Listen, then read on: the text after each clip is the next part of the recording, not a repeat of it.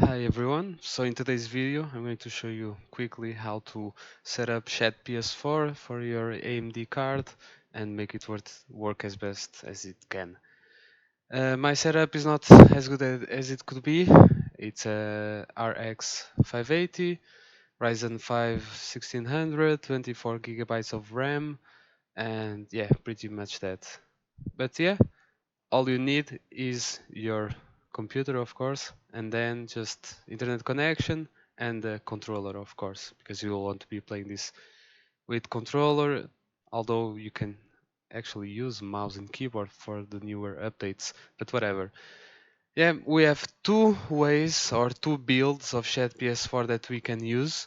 We have one specific from this guy, Diego Leaks 29, where the effects of, for example, fire, grass, snow, and all of that works, but the stability of this build isn't as strong as the main build, and the performance is a little bit worse. But I mean, it's expected, right? Because there are a lot more effects on screen, so it's expected to not work as well as the main build.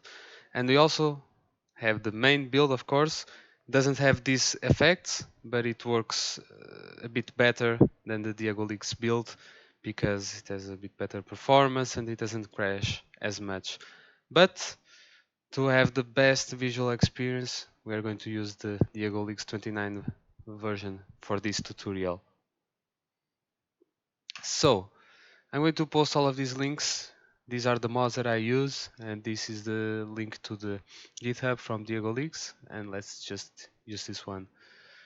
I'm going to just open a random window and then open this on Chrome. I already have an account on GitHub, and it actually is asking me to enable two-factor authentication, but I'm just going to remind me of tomorrow. I have 1 day left for this. But yeah, you don't need actually to have an account for this Diego Leaks build, because if you come here, you will see on this right side the releases, and you can just simply come here and download them. But if you want to download older releases, you need to have an account here on GitHub, because if I go here on tags, for example, and I go maybe last week, or maybe not, yeah, no, this is just the source code, but there was another guy that was making his own builds called Bilbo, I think, or Baggins, not sure what, but he was using these actions from GitHub, which will basically just build the source code of shadPS4 into a released version that you can execute. But yeah, no need to create an account. Just come here to the link that I will post in the comments or in the description. Come here to this side, releases, and then download. In my case, it will be for Windows 64 bits, and in your case, most likely to also be 64 bits on Windows. So just come here and download this package here. I've already downloaded it, and it's here, and I have already extracted it to this random folder. And yeah, first of all, you'll actually need the game itself. So find a way to download the package file of the game. In this case, it's Bloodborne Game of the Year edition. I have my own copy, so make sure you have your own copy as well.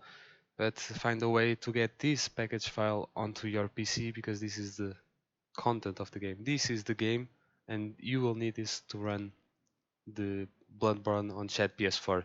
So yeah, after that, it's just as simple as coming here to shadPS4, and then I'm actually going to delete this one and extract it so we can start from scratch. I'm going to extract using WinRAR, but you can use actually 7-zip.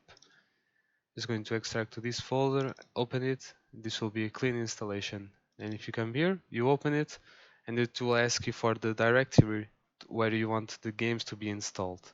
In my case, I already have one folder in my C drive for the games. In this case, I have this shadPS4 where I extracted the PKG file. So if I select the folder, and press OK. It will actually already put here Bloodborne. But in your case, in a clean installation, you need to go here, File, Install Packages, and then here you need to go to the place where you have your game, in this case here.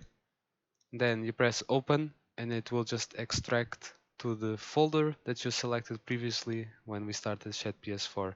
It will take a bit of time for the full installation to be completed, but after that you will have in your place of choice the game. And in this case I have the game right here, as you can see.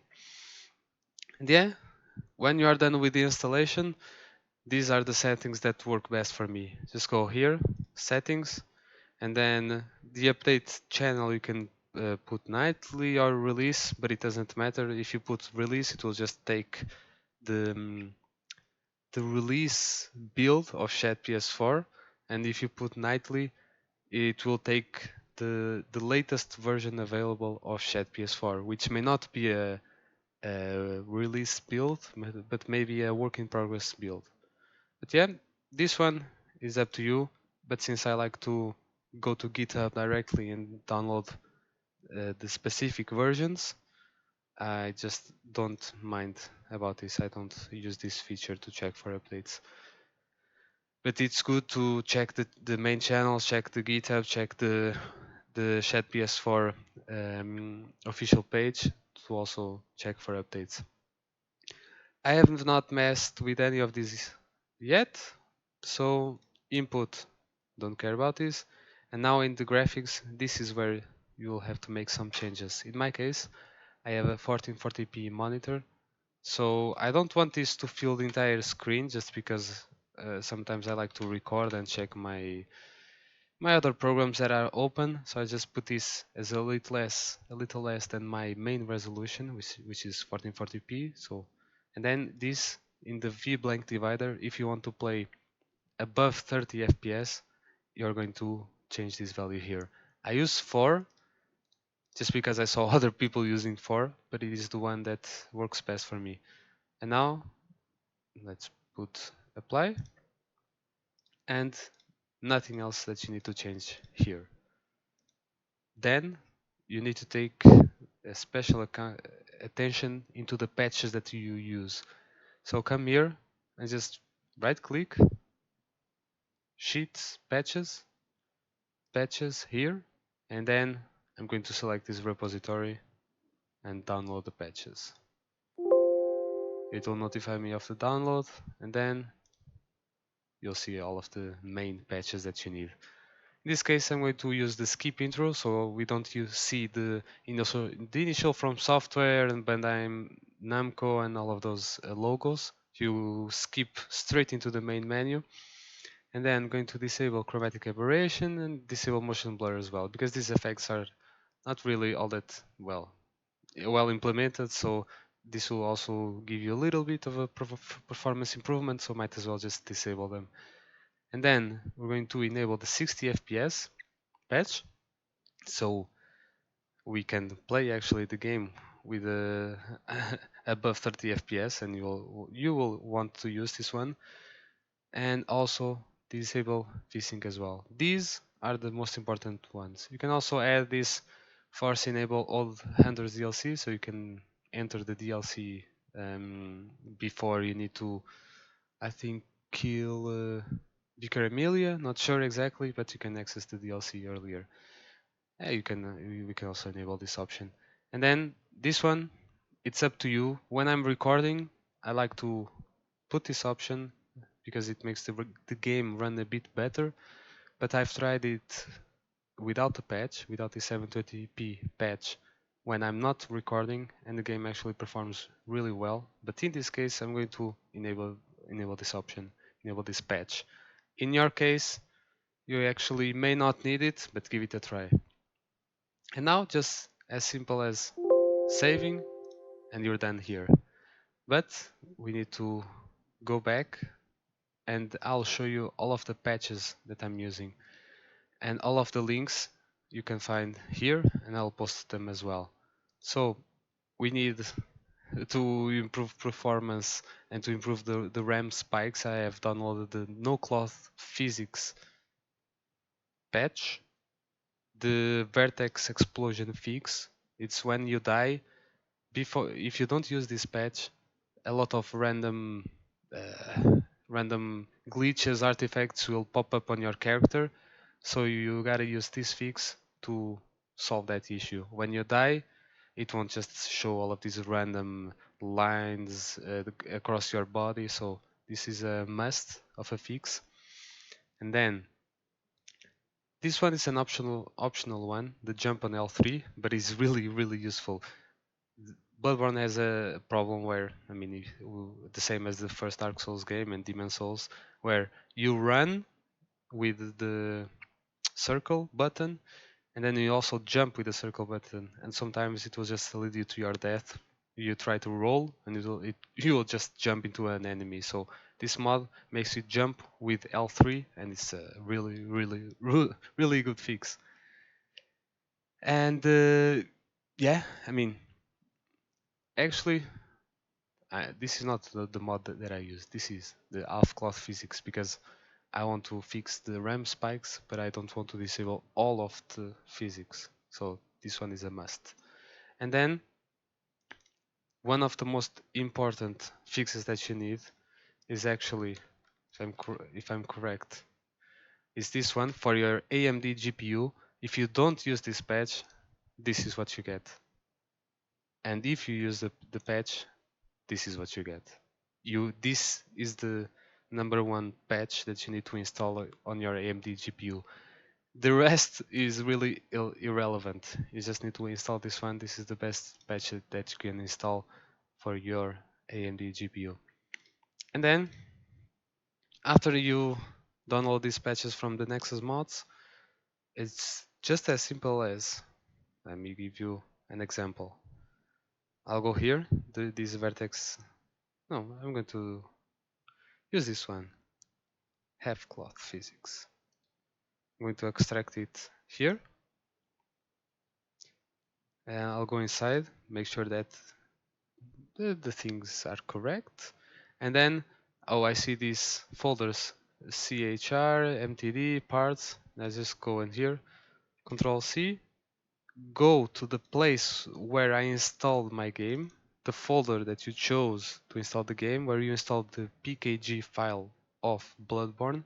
You go inside, and you go inside the DVD root PS4, and what do you see? CHR, and what was the other, MTD maybe, and the parts. Yeah, these are the same folders. So if I Control V here, it will ask to replace some files, and you'll just accept them, and the patch will be installed just like that. Really simple. So I advise you to have one version of the game unpatched or unmodded, and the other version modded. So then if something goes wrong with your installation, you can just go to your unmodded game and copy everything over to the modded folder, so you get a clean slate once again. And yeah, it's pretty much this. I'm going to open shadPS4, and which is already open, my bad.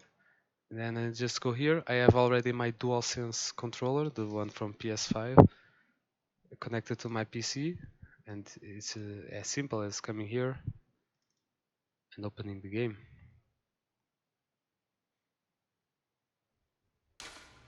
We have sound, we have everything, play offline. Since I have a new version of shadPS4, this is a new game. Let me put this on full screen as well for the video. Next. Oh, yeah. Now just put my name, Protein Gamer, and then just finish.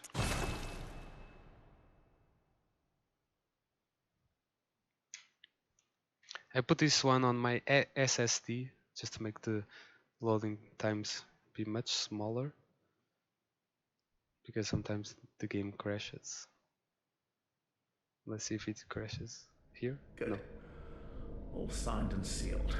Perfect. And here we are in the game, running at above 60 FPS, just because this part of the game isn't really all that demanding. But yeah, we have everything we need working, and let's go.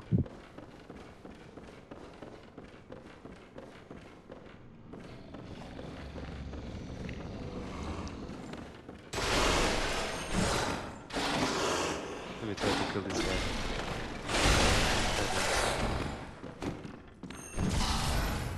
You see that all of the effects are working, so that's great.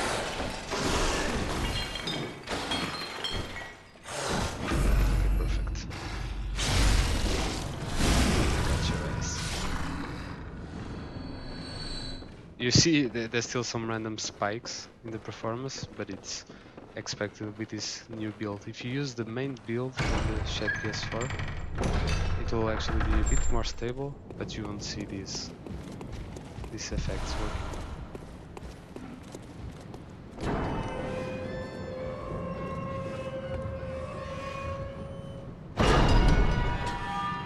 But yeah, here's Bloodborne.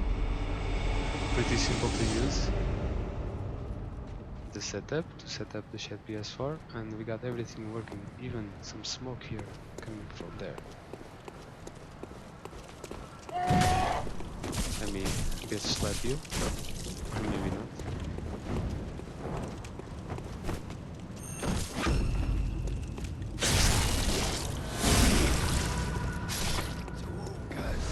Yeah, as you can see, the performance is even better than the original PS4 version.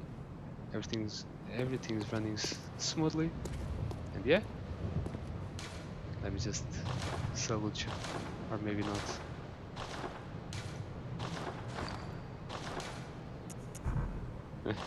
I don't have nothing to salute you. But yeah, this was me. Anything you need, just reach out in the comments. Yeah, bye.